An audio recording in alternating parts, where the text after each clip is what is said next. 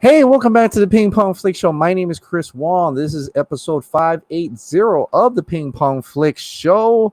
First, I want to thank my newest members of the Ping Pong Flix Show. Let me thank you to Raj, Rudolph, Mott50, Salman Malik. Thank you so much for joining as the new members of the Ping Pong Flix Show, joining my big family of Brent Coffee, Maximilian Platten, Jeffrey Mock, Ildivino Vega, JD McRae, Griff the Sith, Michaela, Mike Smith, Bon Jovi Calendar, Big Rooster, Nadir Hussein, Roger Benavides, Code Awesome 28, the ACS Universe, Carlos N, Mr. J310, Frank Dombrowski, Kal-El of Krypton, Curtis Deberg, W&H Productions, Danny Gray, Derek Schultz, Ray Ray's Collection, Entertainment, William Powell, Brandon Hall, Krypton Cage, George Arib Hussein, David Sherrington, and Sickness. Thank you so much all for joining the family of the Ping Pong Flix Show. I did add one more badge to it just in case we roll into the third month, and I want to make sure that you guys get that badge. So once again, these are my exclusive members. You do have access to my behind the scenes. You also have access to reaction to my Justice League review. And you will also have access to my student film. Pretty much my first student film and back in high school this coming Sunday. So be on the lookout for that. All right, let's get into the news. Let's get into the news today. Warner pushes the most popular DC stories to adapt. Now, this is actually really a continuation of yesterday because I had that question, why does Warner Brothers want to push Flashpoint? In that little interview by Grant Morrison, he says that Warner's was wanting to push Flashpoint stuff onto their story. And looks like they're doing the same thing to Andy Muschietti's film with Christina Hodson writing. Well, thankfully enough, DCEU movie page answered that question for me, and it makes a lot of sense. Answering question on the latest video, Warner always pushes the most popular histories to be adapted on movie for their DC characters. Flashpoint is objectively the most Flash history among the general audience. Makes sense for them. Push forward that concept on film. Best example of that mentality is Superman. They are trying to kill him on screen since Death of Superman was released. Lives, Flyby, even Returns have all Superman dying at some point. So I love that. That makes a lot of sense. Flashpoint being the biggest Flash story, it does make sense they're pushing that onto the Flash film or any Flash film whatsoever. They're saying you got to have that time travel stuff, right? So maybe it makes sense why they were trying, maybe possibly even telling Zack Snyder that at one point. Not that Zack Snyder wouldn't want to do that. I think that he probably want to tackle that for sure. But there is a lot there credence to that theory. Now, when they say pushing Flashpoint stuff, right, there's a lot to take from. But I think the one main thing, and that is ill apparent in Andy Muschietti's own film, that he said, that he summarized, that the Flashpoint thing is probably most likely only the fact that Flash, Barry Allen, goes back in time to save his mother. It's a rookie move. It's a rookie Flash move. It's not something a veteran would do. He is at that point really trying his best to save his mother, but not realizing the repercussions of doing that. The butterfly effect of that would happen. Now, how would that be different? I think in this Flash movie, what that would actually work as to explain the multiverse, to explain branching timelines, to explain that there's 2 Batmans or 3 Batmans or 4 Batmans or many Supermans or many, possibly Wonder Woman maybe in the future or something like that, or different timelines, different history, different things like that. So I think they're utilizing that Flashpoint element of Barry Allen saving his mom.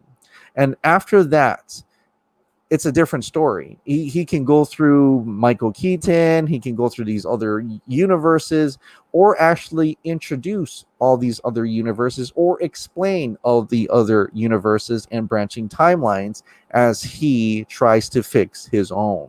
So I think that part is what that Flashpoint stuff that is as much as we're going to get in that Flash movie.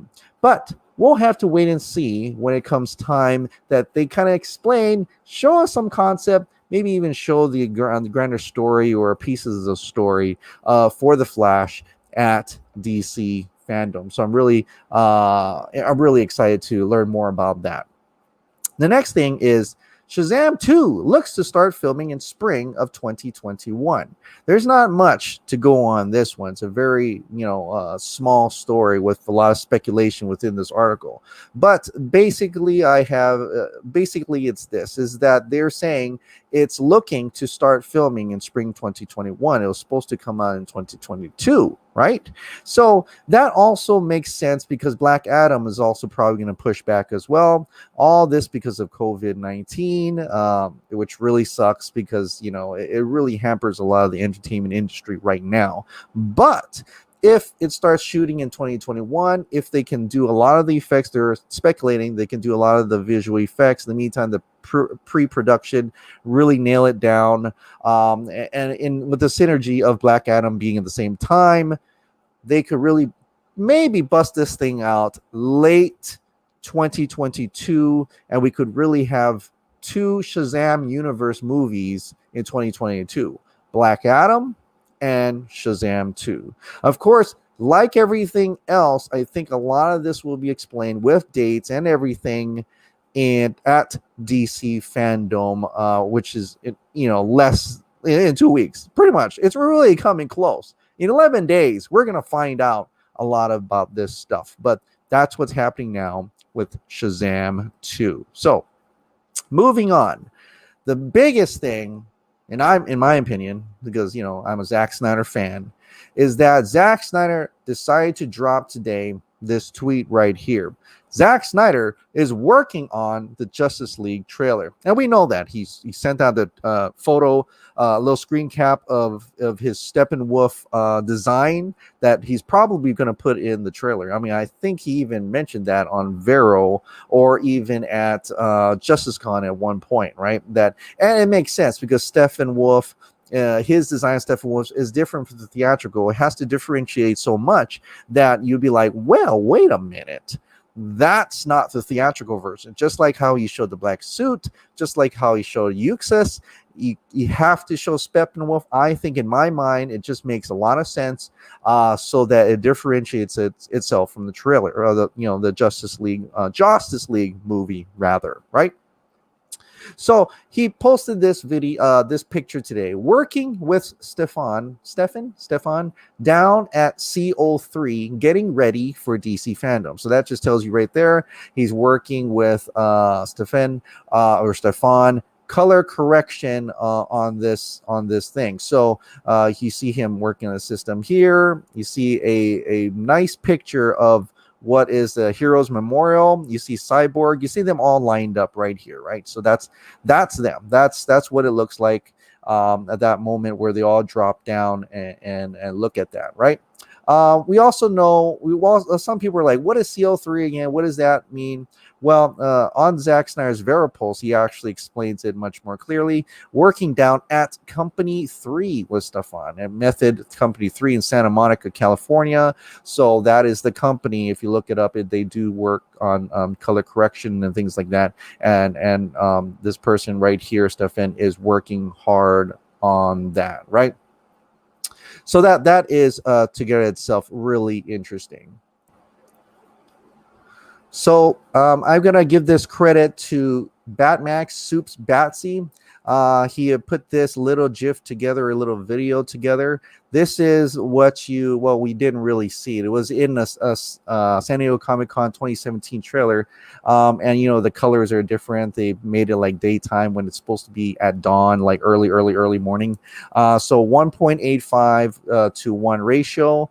And when you actually look at the screen that Zack Snyder was working on with Stefan, it's more. There's a lot more up and down to that image, so you see a lot more. Also, it's at dawn. It's very early morning. You got that blue to it, so this is going to be. And I get it. It's very blurry, but because he was capturing from the actual picture that you see Let me see if I can move that you see right here. So you have to really zoom in to take a good look at it. But you see that as the aspect ratio is 1.33, which Zach said it will be when we watch it.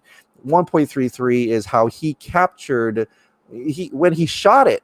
You're looking exactly the aspect ratio that he shot it at, and he's going to present that exact aspect ratio to us, which is exciting nonetheless, because that's something that's I don't think we have ever heard of, and that is something that's of course another thing that is totally uncompromised at this point. He doesn't even want to compromise the aspect ratio. That's awesome. Like, what director does? That's awesome, right? So but that's not all. There are these little visuals of here if you look really closely, and people try to really get in close with that. Before that, actually, just notice that this is great to see Stefan at CO3 again. Work with Stefan down at CO3. Notice in 2017 he says down at CO3 was in company 3 was Stefan. It's funny how after 3+ years, Stefan is still working on Zack Snyder's Justice League.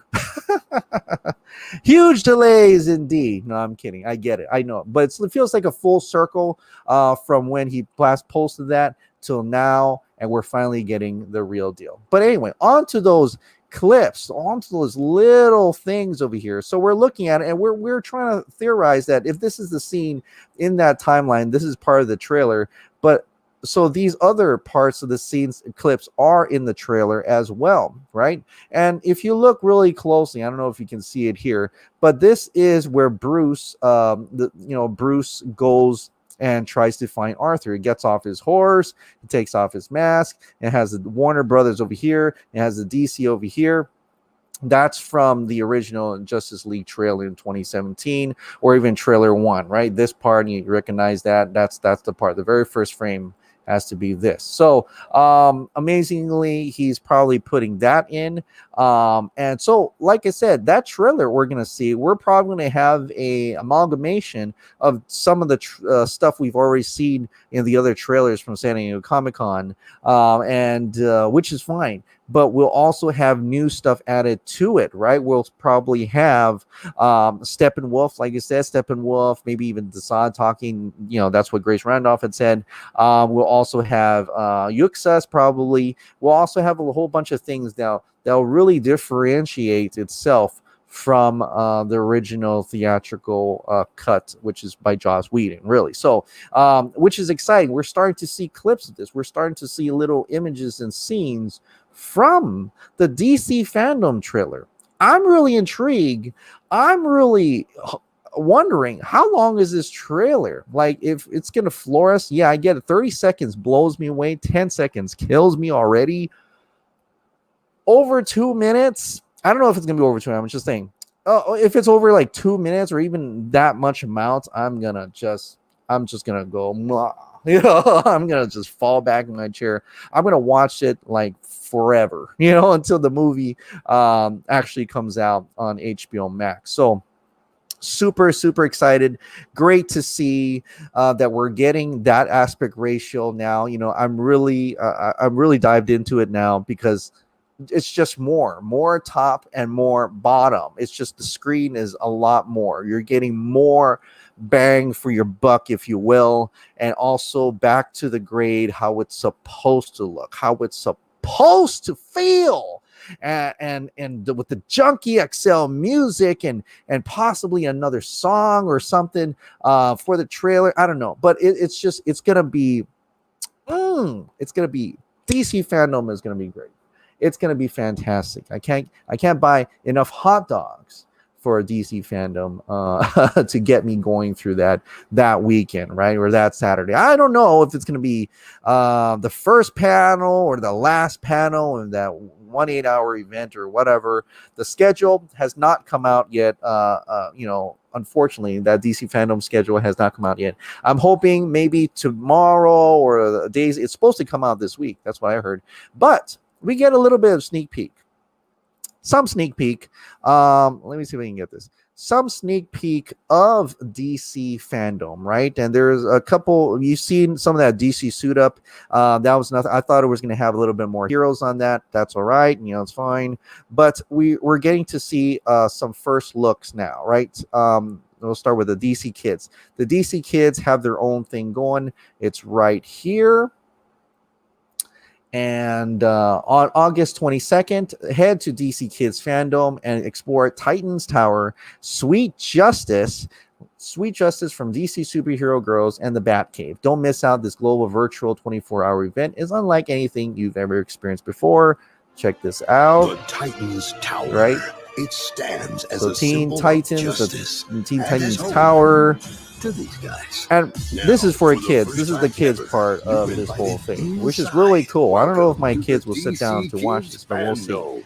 But it's great. It's an experience. Only 24 hours. Look at that. You can go. You can visit on this. You can play games. You can see Lego. You can see comics. All sorts of special surprises. And you can go down. This part's exciting. This part, I mean, come on. You can go visit any of these locations. I don't know how animated or how it looks. I'm thinking it's going to be really fantastic. The Batcave, why not? Why not? That's exciting. This is exciting stuff. I'm really intrigued by this. This is really cool. It's really cool that they're doing this. I don't know about you, but it's free on your desktop. Saturday, August 22nd, for 24 hours only. So, my two kids, one over there, can throw if they want to. I mean, they might be like, nah, we'd rather play Fortnite or something.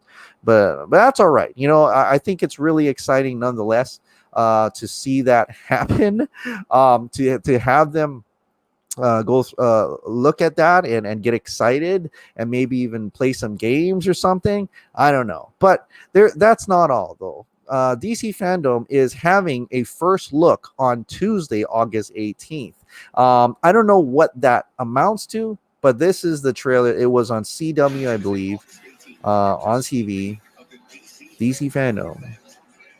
Virtual global experience. That's the picture you see in my background. Explore DC Multiverse. And you see the CW right there. First look, Tuesday, August 18th. Stream free next day only on CW. So it's going to be, if you have CW, go and check it out. I'm thinking it's almost going to probably be like the first look of when we had Batman v Superman, the Dawn of Justice thing. They had the Dawn of Justice League little special on CW, maybe. But I think it essentially it will have like people, from DC showing you how it works, showing it like how it's a virtual event, how you can visit the different, multiverse in that level, like the one in my background screen, Uverse, Watchverse, etc., kind of explain it a little bit better. As in pretty much the weekend we're gonna see next weekend, we're gonna get to go to DC FanDome, and so this is their way of hyping it up. So thank you, Carlos. Whole upstate. Oh my God. Anyway, but that anyway, it's really exciting. I can't wait. This whole thing is coming up. DC FanDome can't get here soon enough. I gotta have it all, and I can't wait to watch Zack Snyder's Justice League, the full trailer. Finally, we're gonna get the real deal. All right. Well, thank you so much for watching, and thank you so much for subscribing. I'll see you guys next time.